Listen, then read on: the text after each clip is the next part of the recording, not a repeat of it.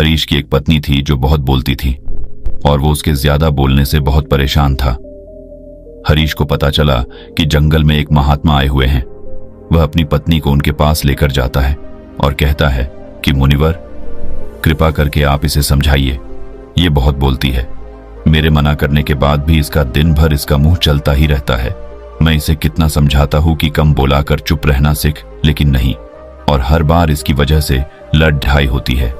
महात्मा मुस्कुराए और बोले, मैं तुम्हें इस बात को एक कहानी की मदद से समझाता हूं। मेरा गुरु का एक शिष्य था जो बहुत बोलता था। वह हर समय इधर उधर की बातें करता था और कभी शांत नहीं रहता था। जब वह दान लेने के लिए जाता तो हर घर से एक नई कहानी लेके आता और आश्रम के दूसरे शिष्यों को सुनाता, और एक शिष्य की दूसरे से बुराई करता, चुगली करता और दूसरों के सामने अच्छा बनने का प्रयास करता और खुद के मुंह से ही खुद की तारीफ करता रहता और हमेशा खुद को गुरु के सामने सबसे बुद्धिमान और उत्तम साबित करने का प्रयास करता। वह खुद को सभी शिष्यों से अलग और श्रेष्ठ मानता था। उसका कहना था कि मैं एक अमीर घर का बालक, अगर मैं चाहता तो एक आरामदायक और सुविधाओं से भरा जीवन जी सकता, लेकिन मैं वह सब छोड़ कर यहाँ आ गया क्योंकि मुझे खोज करना, खुद को जानना है, जीवन को जानना है। एक दिन गुरु ने आश्रम के सभी शिष्यों को बुलाकर कहा, आप सभी को अगले 1 महीने के लिए कोई न कोई संकल्प लेना होगा। इससे आपकी संकल्प शक्ति मजबूत होगी और आप में आत्मशक्ति का संचार होगा।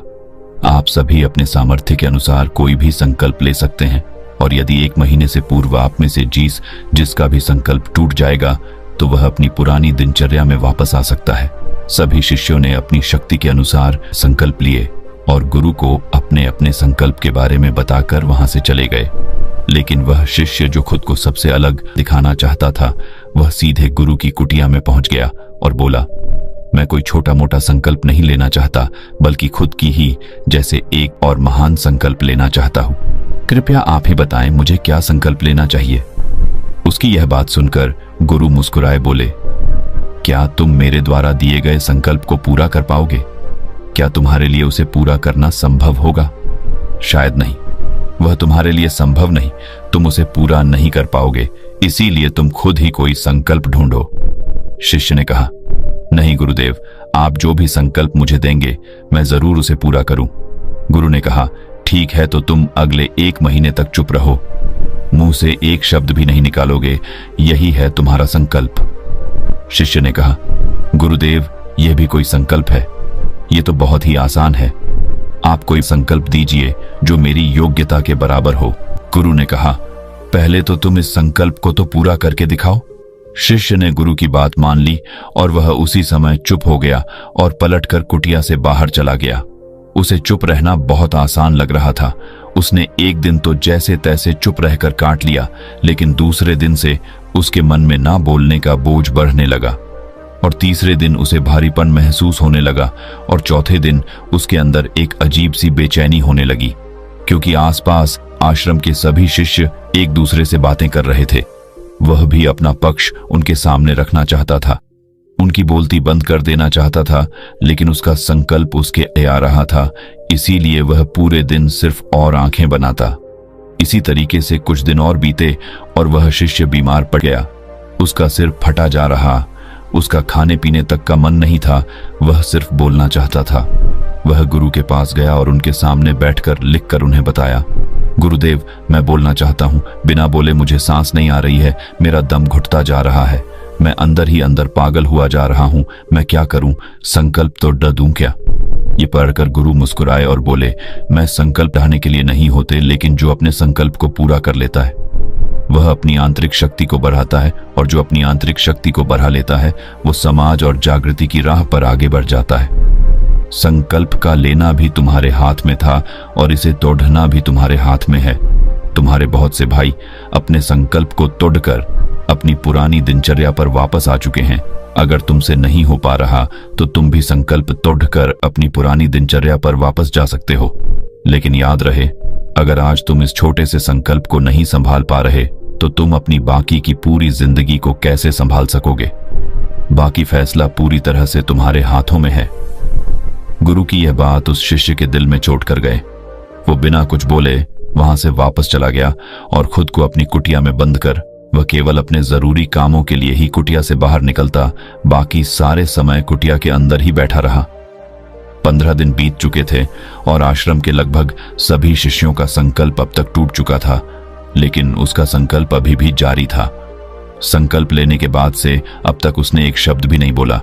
सारा आश्रम हैरान था कि इतना बोलने वाला इंसान चुप कैसे हो। 15 दिन बीतने के बाद वह दोबारा अपने गुरु के पास गया और लिखकर बताया है, गुरुदेव, मैं बाहर से तो चुप हूं, लेकिन मेरे भीतर बहुत सी आवाजें हैं, बहुत सी चीख पुकार और शिकायतें हैं। मैं अंदर ही अंदर बात करता रहता हूं। मेरा मन तरह तरह के प्रश्न पूछता है। मैं बाहर से जितना मोर, भीतर से उतने ही शोर शराबे से भरा। क्या इस तरह से मेरा संकल्प अभी भी है? गुरु ने कहा, हाँ, तुम्हारा संकल्प अभी भी जारी है, लेकिन जब तक लोगों की ये आवाजें तुम्हारे कानों में पड़ती रही, तुम्हारा मन बोलता रहेगा, क्योंकि इसे तो आदत है। तुम भले ही बाहर से चुप रहो, लेकिन तुम अंदर ही अंदर बोलते रहोगे। तुम्हें इन बातों से, इन आवाजों से दूर जाना चाहिए। शिष्य गुरु को प्रणाम कर वहां से चला जाता है और सुबह होते ही अपनी कुटिया छोड़ जंगल की तरफ चला जाता है। कई दिन बीत जाते, संकल्प का समय भी पूरा हो जाता है, लेकिन शिष्य लौटकर नहीं आया। आश्रम में सभी को डर था कि कहीं जंगली जानवर ने उसे खाना लिया हो। इस बीच उसे ढूंढने की बहुत कोशिश की गई, लेकिन वह कहीं नहीं मिला। गुरु भाइयों ने मान लिया था कि जंगली जानवरों ने उसे अपना शिकार बना लिया है, लेकिन गुरु को ऐसा नहीं लगता। एक दिन आश्रम का एक अन्य शिष्य गुरु के पास आया और बोला, गुरुदेव, हमारे उस अधिक बोलने वाले भाई के साथ क्या हुआ होगा? क्या जानवर ने उसे मार दिया होगा? गुरु ने कहा, हो सकता है कि जानवरों ने उसे अपना शिकार बना लिया हो, लेकिन उसके न लौटने की एक दूसरी वजह भी हो सकती है। शायद उसे वह मिल गया है जिसके लिए वह गया था। फिर शिष्य ने पूछा, गुरुदेव, क्या ज्यादा बोलना इतना हानिकारक होता है? गुरु ने बोला, कहा, इंसान के जीवन के बहुत सारे दुखों में से एक दुख यह भी है कि वह कभी चुप नहीं रह सकता, हमेशा कुछ ना कुछ बोलता ही रहता है। सिर्फ हमारे बोलने के कारण हमारे आधे से ज्यादा दुख पैदा होते हैं। हम में से कोई भी चुप नहीं रहना चाहता, हम बस सामने वाले को सुना देना चाहते हैं।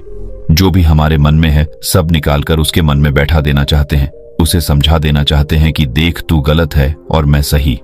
इस तरीके से सुनने और सुनाने का यह काम जिंदगी भर चलता रहता है, लेकिन इस नासमझी में हम अपना समय, अपना जीवन, अपनी समझ और सबसे महत्वपूर्ण अवकीमती पल जो जिए जा सकते हैं, जिनको अनुभव किया जा सकता है, जिनमें आनंद को प्राप्त किया जा सकता है, यह सब खो देते हैं। लेकिन इसके बदले हमें मिलता क्या है? कुछ नहीं, सब व्यर्थ और बर्बाद हो जाता है। शिष्य ने पूछा, तो फिर इसका समाधान क्या है? गुरु ने कहा, पूरी जागरूकता के साथ अपने विचारों को देखना, यही एकमात्र तरीका है। सारी मानसिक समस्याओं का वर्तमान में रहकर चिंतन करना, पूरी जागरूकता के साथ अपना काम करना जिंदगी में चमत्कारिक बदलाव ला देता है। उसके बाद वह शिष्य गुरु से अपने प्रश्नों का उत्तर पाकर उनको प्रणाम करके वहां से चला गया। उस शिष्य को आश्रम छोड़ ढकर गए 3 महीने का समय बीत चुका था, लेकिन उसकी कोई खबर नहीं। अब तक तो सभी गुरु भाइयों ने भी उसके वापस लौटने की उम्मीद छोड़ी, लेकिन एक दिन वह आश्रम लौट आता है। लेकिन अब वह नहीं था जो यहां से गया था, वह कुछ और ही बनकर वापस आया था। उसके अंदर एक गजब का बदलाव महसूस किया जा सकता था। उसके चेहरे पर एक गजब का ठहराव और आंखों में बनी शांति थी। आश्रम में आते ही सभी गुरु भाइयों ने उसे चारों तरफ से घेर लिया और बातें करने लग गए। वह भी अपने गुरु भाइयों से बातें करने लगा। उससे बात करने वाले सभी ने यह अनुभव किया कि अब वह पहले जैसा उतावला और बातूनी नहीं रह गया था। उसके मुंह से एक एक शब्द बहुत ही सुलझे हुए और मधुरता के साथ निकल रहे थे। थोड़ी देर तक गुरु भाइयों से बात करने के बाद वह सीधा गुरु की तरफ चला गया। उसने गुरु के चरण छुए और कहा, गुरुदेव, क्या मैं अब भी मौन हूं? क्या अब भी मेरा संकल्प जारी है? गुरु ने कुछ देर तक शिष्य की आंखों में बड़े ध्यान से देखा और कहा, हां, तुम अब भी मौन हो। तुम्हारे मुंह से एक भी शब्द निकल नहीं रहा और तुम्हारा संकल्प अभी भी जारी है। शिष्य ने कहा, गुरुदेव, जब मैं आश्रम से गया तो मैं मुंह से तो चुप था, लेकिन मेरे अंदर बहुत सी आवाजें थी। मन में बहुत से प्रश्न थे और वह बंद नहीं हो रहे थे, तो मैं जंगल में चला गया, इस उम्मीद से कि वहां मुझे शांति मिलेगी और मेरे मन की बकबक कम हो जाएगी। लेकिन मैं जितना एकांत में जाता गया, मेरे अंदर की आवाज उतनी ही तेज होती गई। मेरे भीतर की पुरानी से पुरानी आवाज मुझे सुनाई देने लगी। तब जाकर मैंने महसूस किया कि मैं कितना गलत कर रहा था। जब मैं अपने परिवार वालों, दोस्तों को और गुरु भाइयों को बुरा भला कहता था तो उस समय मुझे लगता था कि मैं सही कह रहा हूं। जब मैं गुरु भाइयों की एक दूसरे से चुगली करता था और उनका मजाक बनाता, तब भी मुझे यही लगता था कि मैं उनसे बेहतर हूं और मैं सही कर रहा हूं। लेकिन उस दिन मैंने पहली बार महसूस किया कि मैं कितना गलत बोलता था। काफी दिनों तक ये आवाजें, ये शिकायतें मेरे अंदर चलती रही, लेकिन धीरे धीरे करके एक दिन ये सारी आवाजें मेरे अंदर से समाप्त हो गई। अब मैं भीतर से भी मौन हो गया। उस घने जंगल में बाहर से कोई बोलने वाला था नहीं और भीतर कोई आवाज बची ही नहीं थी, और मैं उस दिन पहली बार मौन का सही अर्थ समझा। मेरे चारों तरफ बहुत शांति थी। हालांकि अभी भी कुछ आवाजें आ रही थीं जो पहले भी आती थीं, लेकिन मैं उन्हें सुन नहीं पाता था। पर अब वह सभी आवाजें मुझे स्पष्ट रूप से सुनाई दे रही थीं।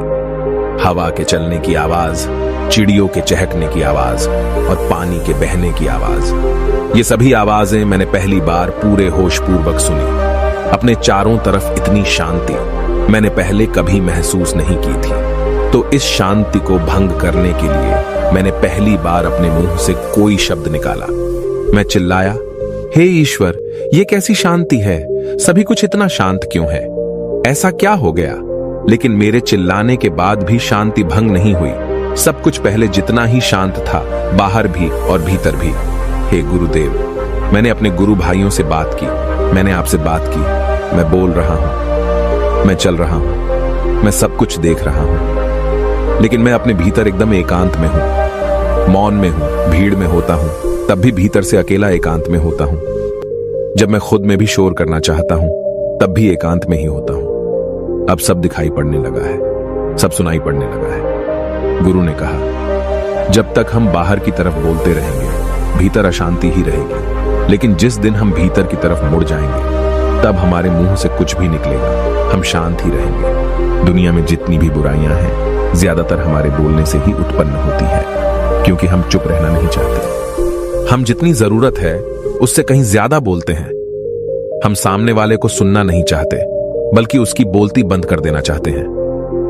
उसे समझा देना चाहते हैं कि मैं कौन हूं, मैं क्या कर सकता हूं, और यही हमारी जिंदगी का मकसद बनकर रह जाता है। हमारी सारी ऊर्जा व्यर्थ के बोलने में बर्बाद होती रहती है। ऐसे ही समाज में लोगों का जीवन दुखों से भर जाता है, जो हमेशा एक दूसरे को सुनाने में लगे रहते हैं। कभी एक दूसरे को सुनना नहीं चाहते, समझना नहीं चाहते, और चुप रहना तो उन्होंने कभी सीखा ही नहीं, क्योंकि चुप रहना उन्हें छोटा महसूस करवाता है। दुनिया की सभी लड़ाइयों का कारण हमारा बोलना ही है। इसलिए हमें सिर्फ उतना ही बोलना चाहिए जितना जरूरी हो, क्योंकि व्यर्थ का बोलना ऊर्जा को नष्ट करना है, और यह बोलना ही हमें कभी अपने भीतर की ओर लौटने नहीं देता, क्योंकि यह हमें बाहर की ओर खींचकर रखता है, और बाहर है ही क्या इस संसार के अलावा। लेकिन अगर अपने भीतर के संसार की ओर मोड़ना है, तो इस मुंह को बंद ही रखना चाहिए। इसीलिए जितने भी बुद्ध हुए, आत्मज्ञानी हुए, वह सभी एकांत की ओर भागे, ताकि उन्हें ज्यादा न बोलना पड़े, ज्यादा सुनना न पड़े। वह एकांत में रहे और शांत रहे, इसीलिए आसानी से भीतर की यात्रा कर पाए। लेकिन अगर कोई चाहे तो इस संसार में रहकर भी एकांत में रह सकता है, शांत रह सकता है, लेकिन इसके लिए उन्हें अपनी ऊर्जा बचानी होगी, जिसे वह अब तक अपने व्यर्थ के शब्दों में बर्बाद कर रहे थे। दोस्तों, इस कहानी की सीख यही है कि व्यर्थ का बोलना ऊर्जा को नष्ट करना है। ज्यादा और व्यर्थ बोलना ही हमें अपने भीतर की ओर लौटने नहीं देता, क्योंकि यह हमें बाहर की ओर झुकाए रखता है, और जिन्हें भीतर की यात्रा करनी है, उन्हें अपने मुंह को बंद ही रखना चाहिए। मुझे उम्मीद है कि आपको यह कहानी पसंद आई होगी और काफी कुछ सीखने को मिला होगा। कहानी के बारे में अपने विचार आप हमें नीचे कमेंट बॉक्स में कमेंट करके बता सकते हैं। बाकी अगर ये कहानी आपको अच्छी लगी हो तो इस वीडियो को लाइक करें, और ऐसी और कहानी सुनने के लिए डे इंस्पायर्ड यूट्यूब चैनल को सब्सक्राइब करें।